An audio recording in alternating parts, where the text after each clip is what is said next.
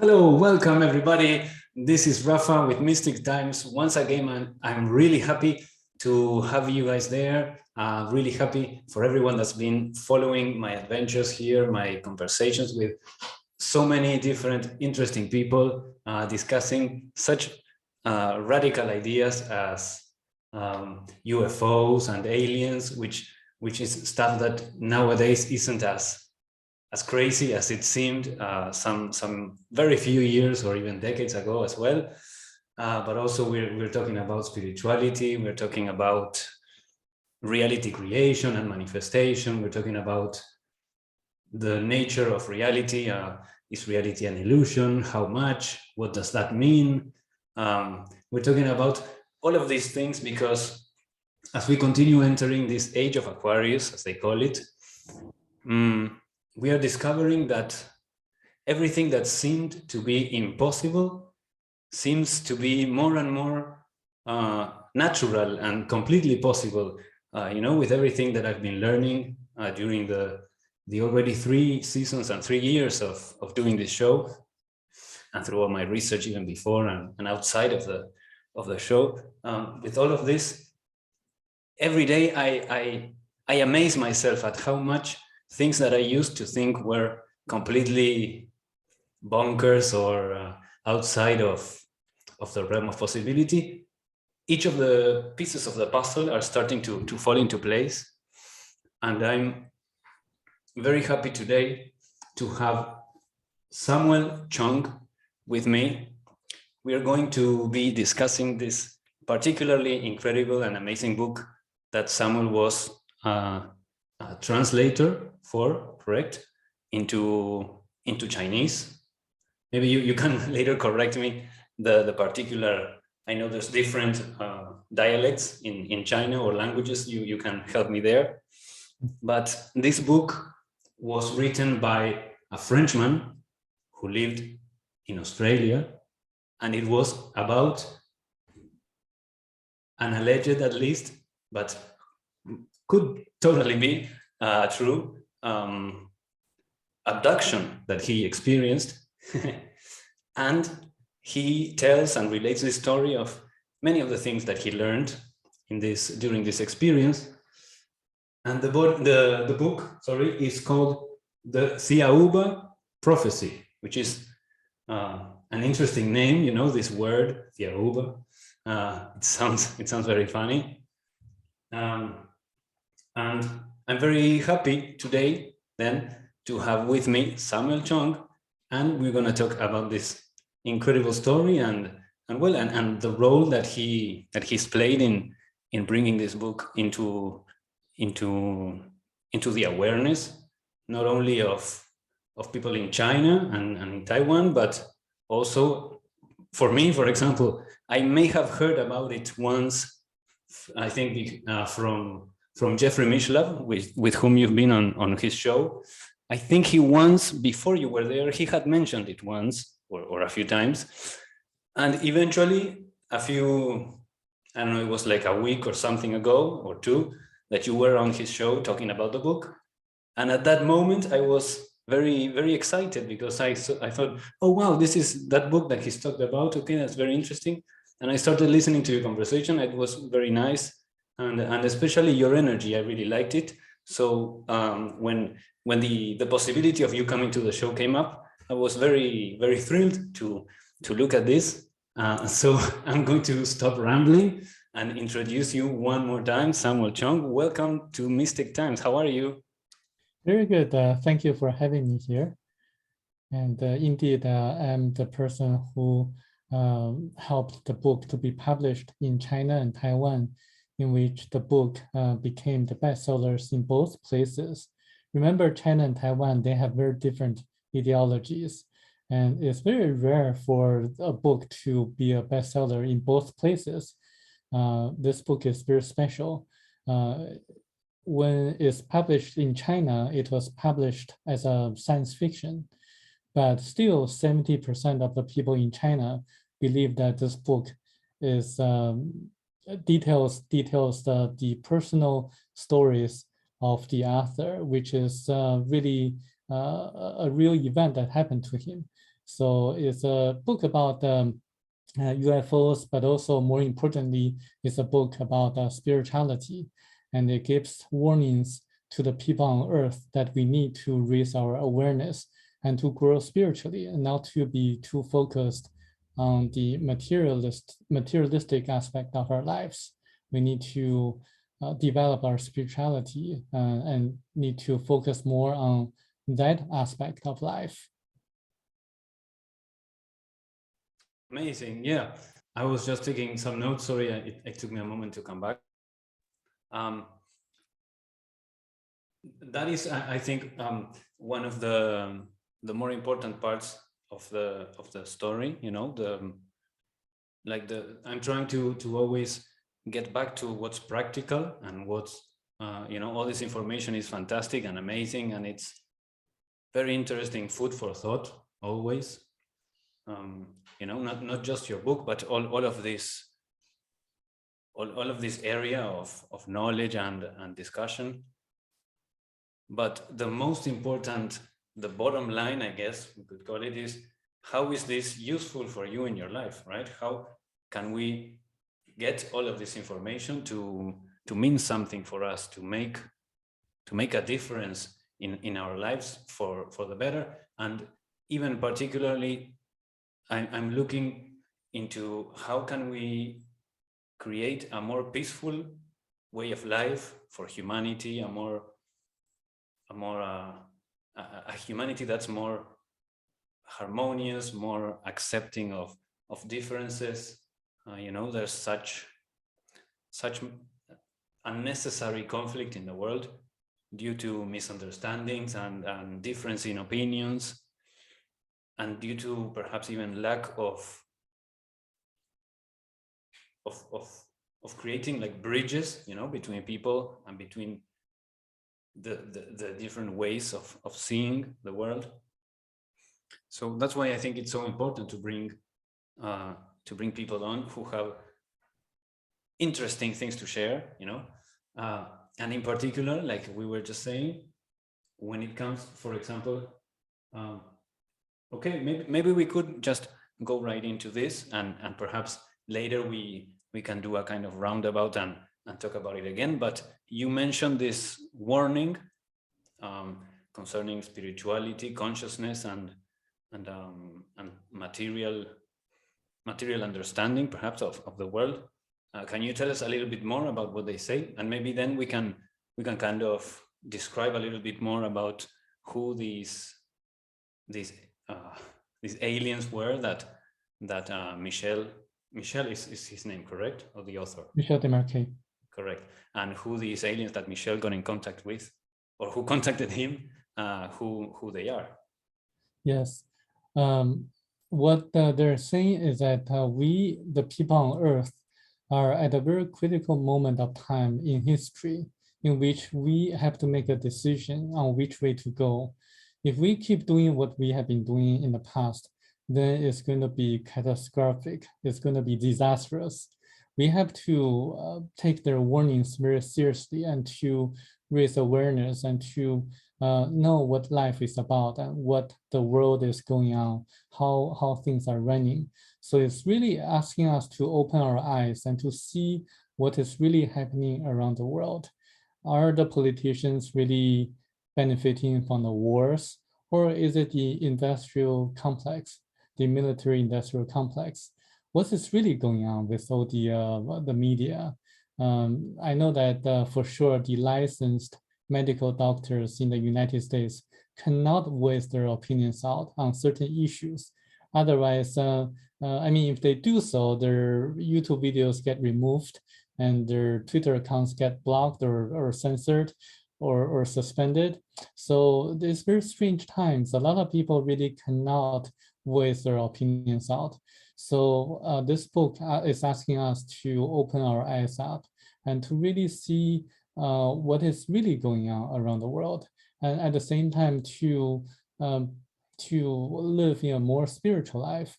It is very interesting is that this book is a personal story, personal encounter of the author with the ETs that have very advanced civilization. The ETs actually showed the author his previous 80 lives.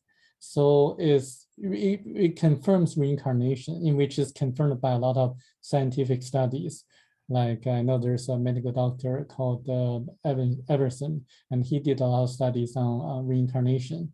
And he also showed us what the meaning of life is. It is to life is a learning experience. We have to respond to the life challenges in which we're going to be facing in the future, which I think is probably going to be in two aspects. One is a financial crisis that we're going to be encountering for most people. And also the other is a health-related crisis because of unintended consequences of what the government has been imposing us to do. So I think this book reveals a lot of the secrets and very interesting information that can be verified by the people who really go into that. I can just share you one example. Before the author was taken into their planet, he was disinfected by the ETs, by the extraterrestrials, using blue light, yellow light and blue light. So I did a lot of research on the effects of blue light on bacteria and viruses. So I found that recent researches by a lot of scientists, including the Harvard University Medical School, show that blue light has antibacterial, antiviral effects. So it's very interesting that the ETs used blue light to disinfect the author. It also has a lot of other verifiable facts that we can really do additional research. For example, it talks about the tomb of Jesus Christ in Shingo Village, Japan. There's a grave of Jesus Christ over there. Also next to it, there's a tomb of his brother. So this book was written in the late 80s. There was no internet back then, and the author never visited Japan in the past, but he wrote about it. How could he have known about it? He wouldn't have known about it unless the ETs told him about it. So this is a very interesting fact that people can still verify. It contains a lot of different facts like that. So it makes me wonder that this book cannot be faked by the author, who was a landscaper in Australia, who didn't have a lot of education at that time. And I think this book is very interesting in the sense that it's not only a spiritual book, it also has a lot of facts that people can verify on their own. And let me ask you, yeah, I read a little bit of the book, and I was very intrigued. You know, I think this is like a little bit before he's disinfected, and they explain why, and well, and that gets even crazier when they give him a couple of pills. But even before that, I believe they are. It's like first, so as I recall the beginning of the book, he just wakes up in the middle of the night and writes a letter to his wife telling her that he'll be back in like 10 days or so. And then he kind of just walks outside of the house, and eventually he starts like floating and he feels like being taken. And then this is a part that really caught my attention. They appear to go to a kind of parallel universe first, even before going to the rest of the adventure. I think that after that they go to one planet where they are doing something related to nuclear radiation or something similar.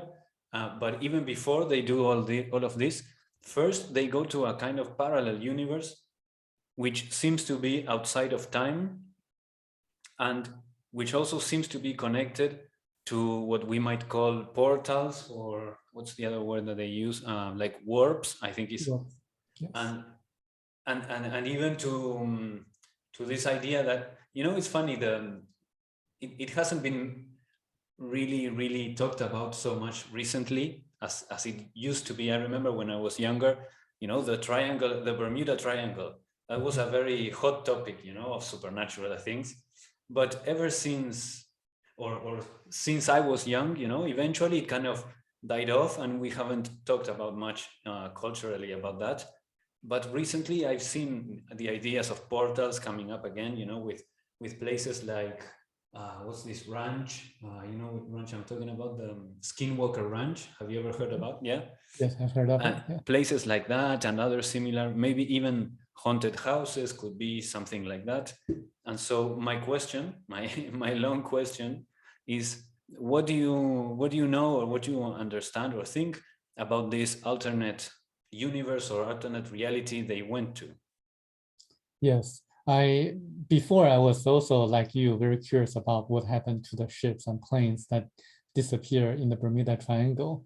And actually, I really wanted to go there and to see what is it like. Unfortunately, I didn't go there and to experience personally, because I wouldn't have gone back if I did. So this book gives an answer. It's like a warp that connects to certain places or locations on Earth. The warps are floating in space or in the air, especially it touches places of high altitude. So this is the reason that a lot of people go missing each year in United States national parks in the US. So David Paulides wrote several books titled Missing 411, documenting the strange disappearances of the people who hiked in the national parks in the United States. So people just disappear and without trace, and sometimes they find their corpse, sometimes they couldn't find the corpse, and those are very strange cases, and there's no foul play at issue. So it makes me think that there's more scientific research needed discovering the locations of these warps or portals.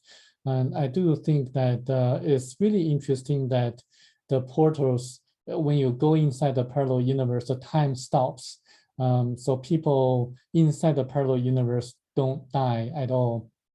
And it makes me think whether the Bigfoot, the people who, the wild people who were seen in some of the forests in the United States were actually came from the parallel universe. Those were probably the people from the ancient times who were able to come out of the parallel universe and then appear on Earth and then go back in. So I think if you really look into that, a lot of the mysteries can actually be solved. Yeah, I actually think it's very interesting, this idea that there is about Bigfoot being more than just simply an ape or a kind of just an animal, let's say, or a wild beast, but actually them being something more, in that, be it with some kind of technology as we think about it, like some kind of, like Chewbacca, you know, that he has kind of like an armor and some electronic devices or stuff like that. Maybe through that they are able to, or maybe just with something more organic, like sound or their screams or who knows what, that there's this idea that that the Bigfoot are capable of kind of timeline jumping or universe jumping or stuff like that. Parallel universe jumping. Correct. And yes. I remember when I first heard about this idea, you know, it gave some, it's hard to say because I'll just say it, but it gave some more credibility for me to the idea of Bigfoot, you know, which is, I say it's hard to say because, I mean, it's even crazier to think this than to think that it's an animal or a wild creature, but it gave some credibility. First of all, because in an what's this called, in a more intuitive and personal and internal way, you know, when I heard about this theory, it felt kind of, it resonated with me. It felt interesting and like there is something there, because before that the idea of Bigfoot for me seemed like doesn't really it doesn't have like too much to like to chew on this idea. It's like just very, very flimsy.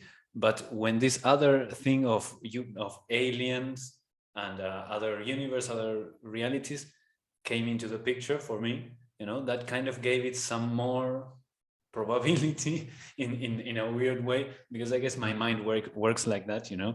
If it's like just a kind of a creature, it doesn't seem too much, or I don't know. I mean, maybe both things could be possible, you know. Maybe there are, I'm quite sure there must be some kind of remnants of an ancient branch, perhaps of the human family tree, or whatever we might call it, something that was before the modern human, you know. And some of these humans or Bigfoot or kind of hybrids, maybe they were able to just live outside, live in the forest, and stay hidden, you know. There's like not that many, I don't know, for example, bear sightings, you know, because and animals, when they are in their environment, they are very good at staying hidden, you know. It's what they're like built for.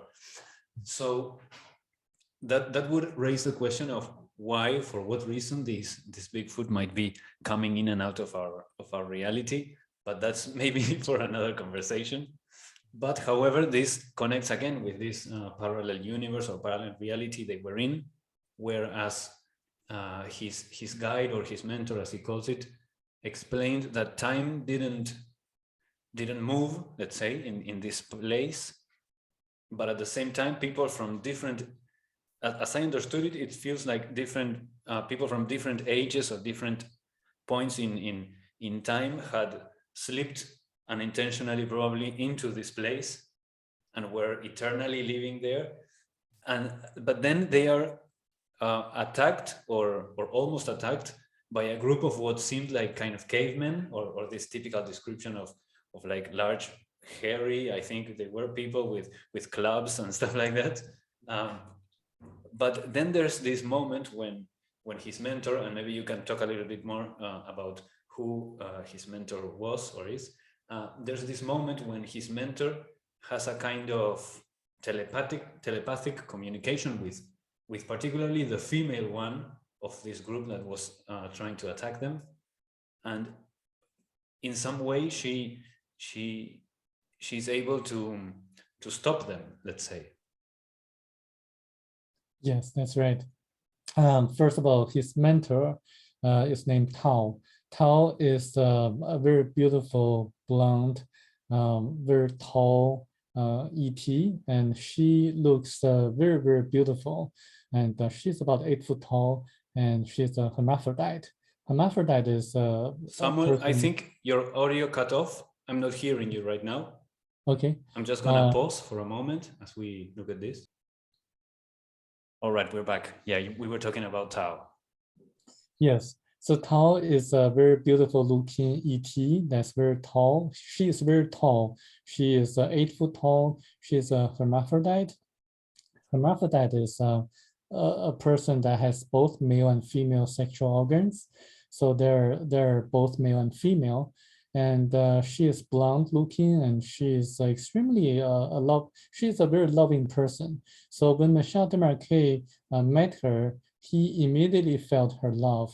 It's like a universal love, unconditional love that he felt.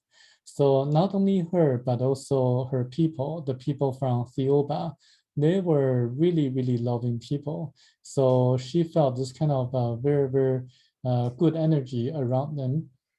And after he was shown their spaceship and then their planet, he really forgot about everything on Earth.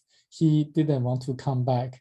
He felt like a paradise on Thiaoouba, the planet. He calls the planet the golden planet, Planeta Dorado. So it's a very, very interesting description that he saw the planet having like a golden mist around the planet. So it's really, really shiny, and the colors are really, really strong and also distinctive. So he had to wear masks like sunglasses to filter out the light because they were too strong. So that's the description of the host and also the planet. Yeah. And okay, you can hear me all right, yes? Yes, yes. Okay, very good. And so now that we're talking about her, it's interesting. I hadn't reached the point where they explain that she's hermaphrodite. And so I was very interested in that her name is Tao, you know, like the Tao in Chinese philosophy. And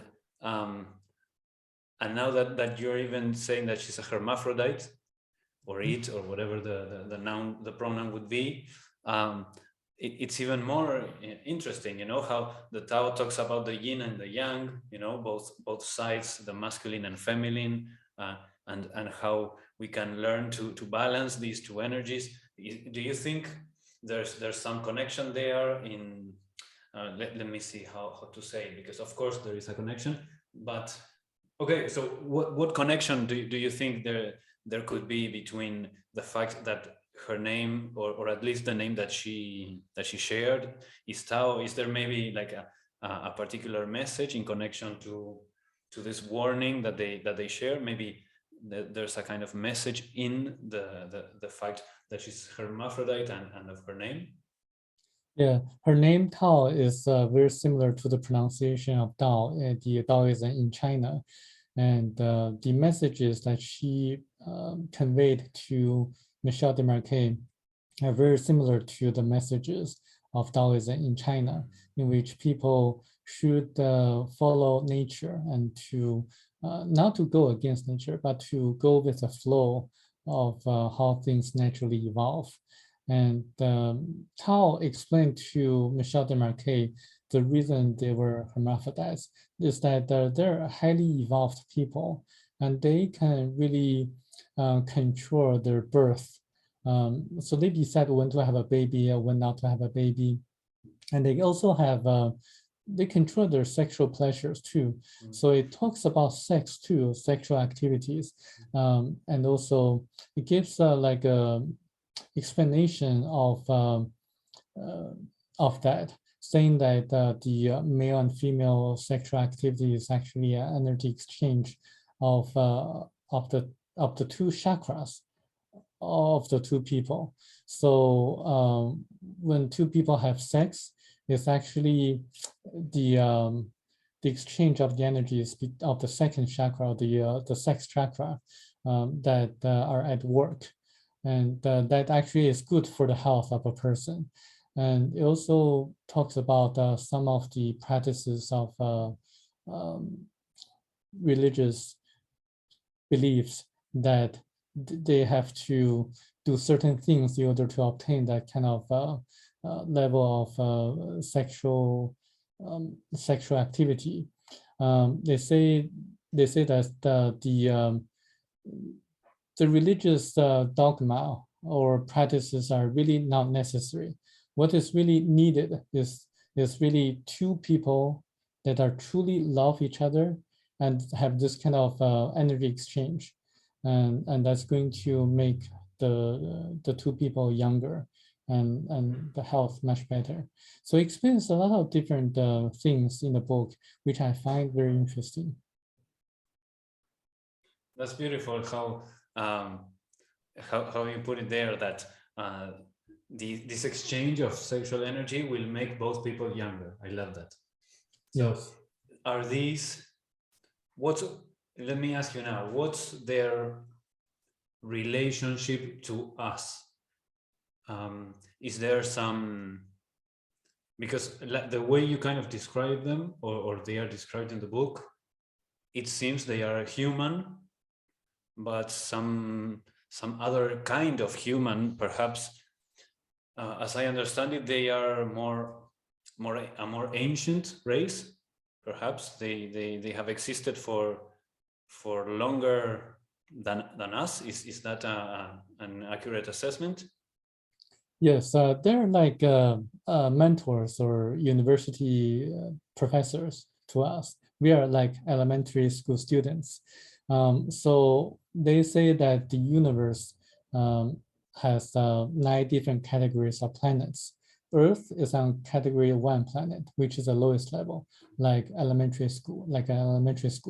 And their planet, Thiaoouba, is one of the 3 category 9 planets in our galaxy. So their role is to guide us to the right direction. And sometimes they intervene, sometimes they discipline us. And they mentioned this because they actually disciplined us in the past. Remember the stories in the Bible, Sodom and Gomorrah? And according to this book, that's their intervention.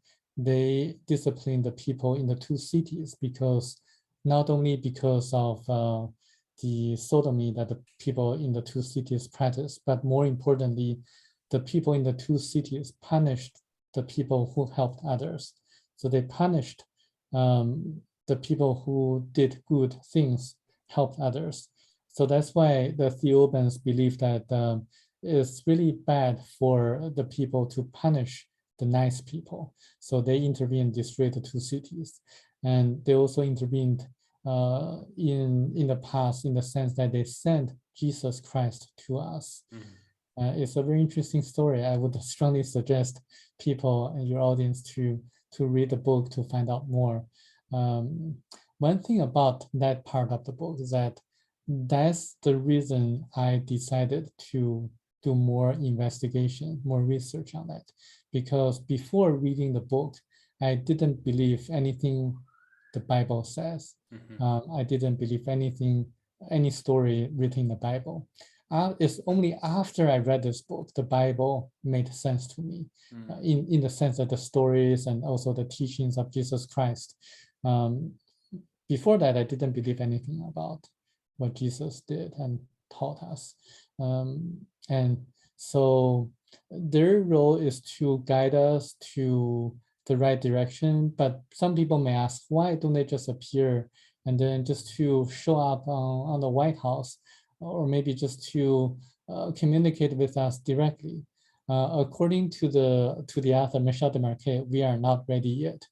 The Thiaoubans actually communicated and showed up about 14,500 years ago to the people on Lemuria. Lemuria was a continent on the Pacific Ocean, but it sunk about 14,500 years ago. On Lemuria, there existed a very evolved, advanced civilization, and people there didn't really have money, but people just exchanged products and goods, and no one took advantage of another, and people behaved in a very civilized manner. At that time, the Thiaoubans, the ETs, showed up and then communicated with them, helped them to do a lot of certain events, and because they were ready, they were evolved at a certain level. But we on Earth, we are not ready yet because we are still fighting against each other. We still have a lot of wars, and people are still very, very materialistic. So in the sense that we are not ready, so they have to help us in a very indirect way. It's like parents teaching their children how to solve problems, like 3 times 5 is equal to 15. We, as parents, we know the answer, but we just don't give out the answer to our children because we have to teach our children the concept. 3 times 5 is 5 plus 5 and plus 5. We have to show them how to solve the problem, show them the concept. Same thing that the ETs are doing to us is that they are showing us a concept, the meaning of life, through this book and through other occasions too. So they just help us when it is absolutely necessary, and they help us in a more indirect way. And what is the meaning of life according to them? According to them, life is a learning experience. So we are born into this world just to experience the difficulties and to learn how to respond to the life challenges. It's a learning process. Our physical bodies die, but our astral bodies don't die. So when our physical body dies, our astral day recycles and goes into another sphere. And after that, there's a life review process. We get to review how we behaved, how we did in our lifetime. We could feel how other people felt when we behaved in a certain way. So it's more like a holographic film that we experience everything, we experience how we felt, how other people felt, and there's no judgment by others but ourselves. So we determine how we did in our lifetime. And then we go on to the next step to learn more lessons and to experience more. So life is more like a cycle. Michel Desmarquet was shown his previous 80 lives. So in his previous 80 lives, he experienced quite a bit. He was a mining worker in Germany. He was a few times a beggar on a street, but he was also a ruler of a country in which he experienced all different kind of scenarios, and he learned life lessons. We continue to learn, continue to evolve until we reach a point in which we go on to the second category of planet. We have to purify ourselves. We have to go through the filters. We have to be spiritually evolved enough to move on to the next level. That's very interesting. This idea of the meaning of life. In my own journey, you know, I've come to the paradox of life has no meaning, and at the same time, this is what gives life the potential of having any meaning that you can make. Whatever, you know, whatever resonates in your heart and whatever helps you go take the next step towards your joy, towards your excitement. I think that's what makes this openness, this sandbox quality, you know, of existence. This openness gives it the possibility of being anything, and I think that's beautiful in the way that they are explaining it. And before we started, I mentioned the law of one when we were just having a small chat before starting. And here I'm seeing a very clear connection with the law of one. They talk about, on the one hand, there's this cyclical nature of existence, and they talk about this process moving through what they call densities. And the model that they use is more kind of an 8 or 7, or yes, a 7-level thing that goes in octaves, like music. And so you're talking about planets in different categories, you know, Earth being category 1, and planets like Thiaoouba being in the 9th category. And in the law of one, they talk about first density, second density, etc. And each one of these densities is related to the chakras. So first density is more like minerals and kind of like what we would call inanimate matter. Then we move up to the second chakra, it's animals. On the third chakra is more or less where we are at right now. And we are moving into fourth density. And there's something. So one of the elements that helps us move across the densities, and I'm sorry if I'm explaining it wrong for people who know much more than me on the subject. Maybe it's we're moving from fourth to fifth, but I'm pretty sure we're moving into the heart, so that would be fourth density. But one of the things that helps us in this process moving ahead is what they call catalysts. And the catalysts is what maybe you expressed as like I don't know the words exactly that you used, but like the difficult experiences in life and the challenges, I think is what you said, of life, which for them, they use the word catalyst because it's like this thing that comes into the mix and helps accelerate the mix. And I'm finding very interesting I would love to have Jim McCarthy, who is the guy from this group of channelers. he comes onto the show regularly, and I would love to like have you both here at the same time and starting to see the parallels and the connections that you guys can find between the both materials, and start to see how possible it is that the same message is being explained, just like we were mentioning before. The Taoist message seems to also bloom inside of this book, and the law of one is a very Taoist kind of system, let's call it, or idea, a group of ideas. And they are talking exactly about this, that the meaning is that the one infinite creator is learning about itself through us. And this correlates very well with what you were saying, that the universe is I think you said it's a place of learning. Learning experience. A learning experience, correct. And it's very interesting that we are preschool, or I think you said we are preschool, and they are university teachers. So one of my questions as well is the people, or the people, yeah, the entities or the groups that come through the law of one channelings. They talk about love and light, so they are called the LL research group. And so these entities that come through them, they are not necessarily physical entities. You know, they've gone through the densities, the different, you know, those that are related to the chakras, and they are more, I guess we could say, in the thought realm, or in the astral perhaps, and they are more like group minds or group consciousness.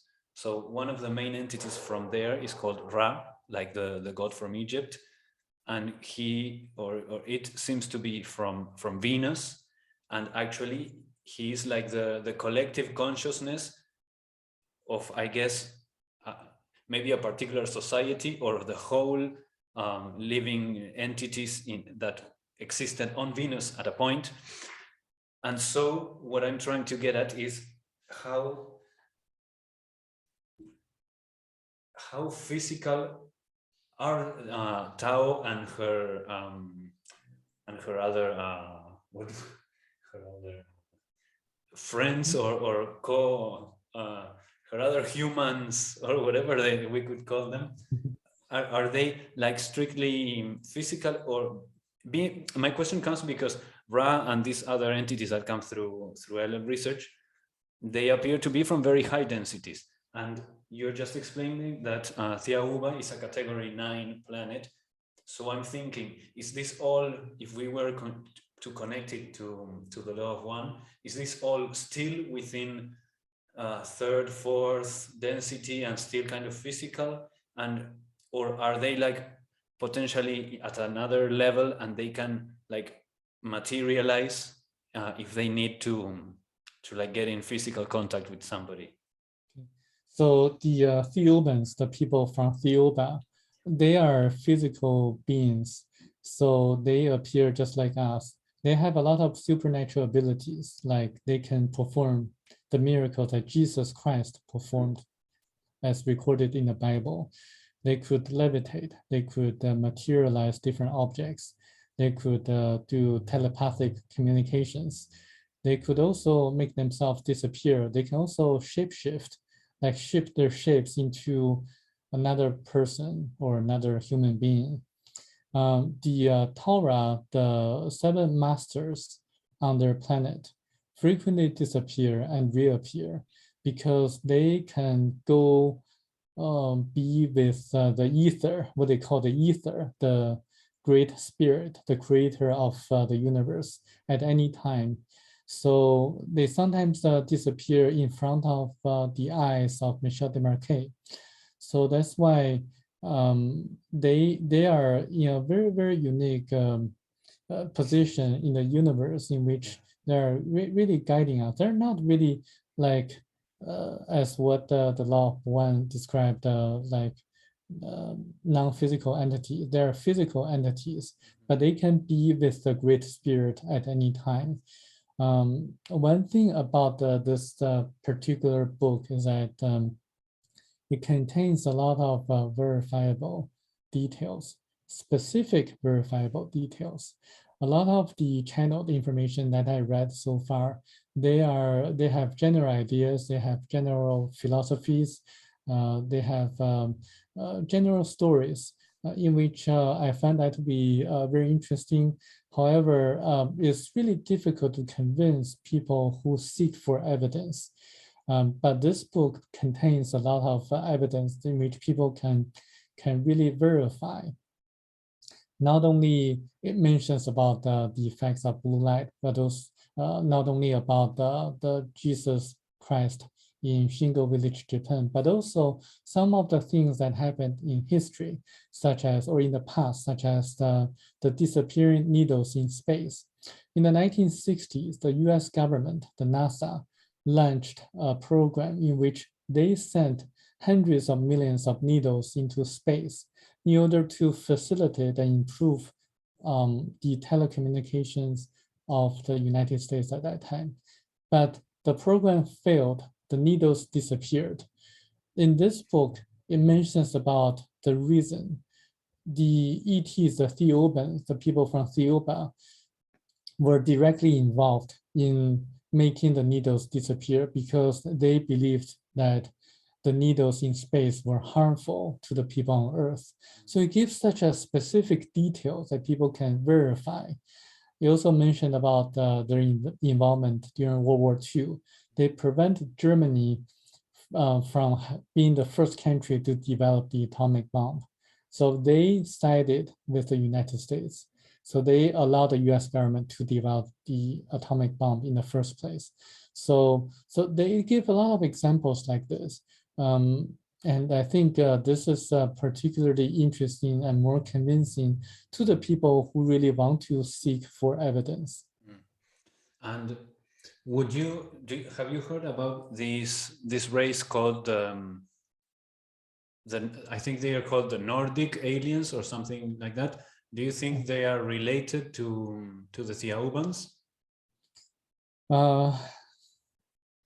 I would say it might, but I don't have any convincing evidence that they are the same group of people.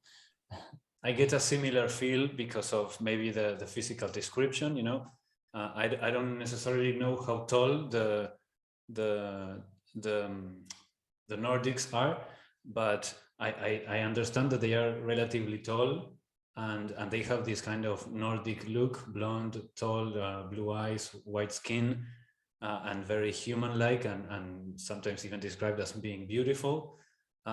So they kind of make me think of that. And now that you mentioned, you know, the time of nuclear fear during the Second World War and after that, I remember there's this story, which I'm not an expert on, of course, but there's this story about this guy called Valiant Thor, I think is his name. Yeah. And when you were just speaking about all of this, that's the story that kind of popped in my head, and I thought, oh, maybe these Thiaoubans through Valiant Thor is kind of the way that they influenced the tide, perhaps, during that period. I think Valiant Thor says that he came from, I think, Venus, and indeed in this book it really says about different races of ETs in our galaxy. In fact, the author was shown of almost 200 bodies of different ETs on different planets. They all gathered in a specific location on Thiaoouba in a golden doko. So there are different kinds of ETs or extraterrestrials in our galaxy, and they have they're on different categories of planets. So I think it's very interesting that this book contains a message from category 9 planet ETs, which is pretty high. And I think, at least for me, I take the message that they send us very seriously. It also mentions about the grace.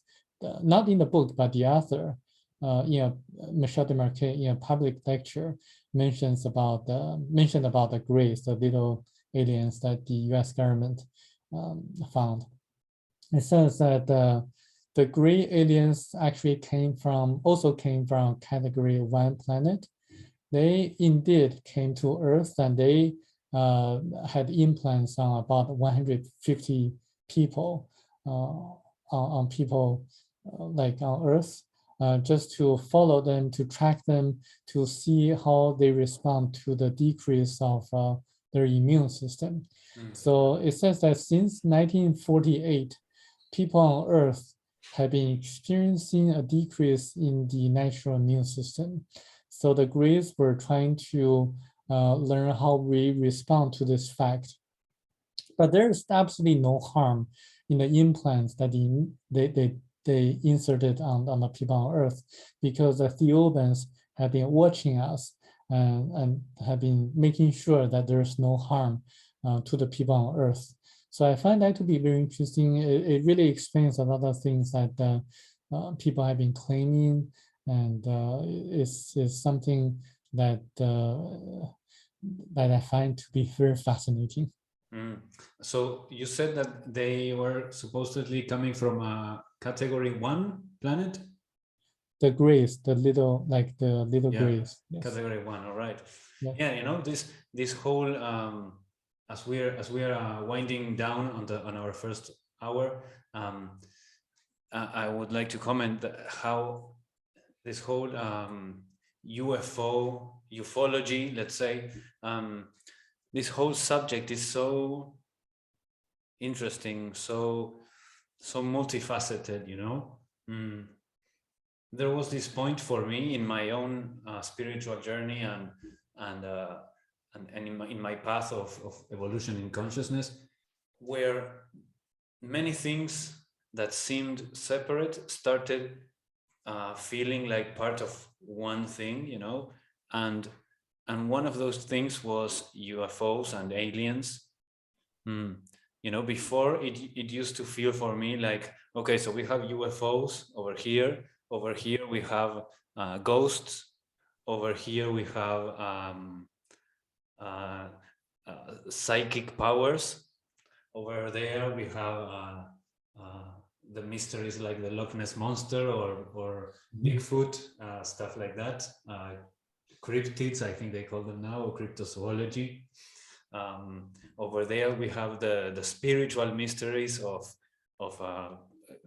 Jesus walking on water, or a monk in the mountains of the Himalayas doing amazing miracles, like pressing their hand against stone, or you know, making a mark on the stone walls of a cave, or spending many years and decades without food or without water.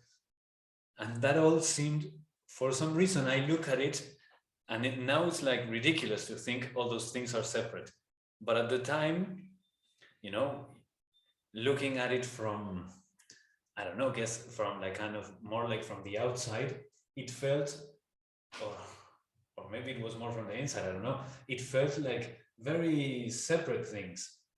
But slowly they started all coming together. And the UFO thing seems like one aspect of this larger thing. And I guess it's like we are looking at, I guess we are looking at ourselves, at who we really are, you know.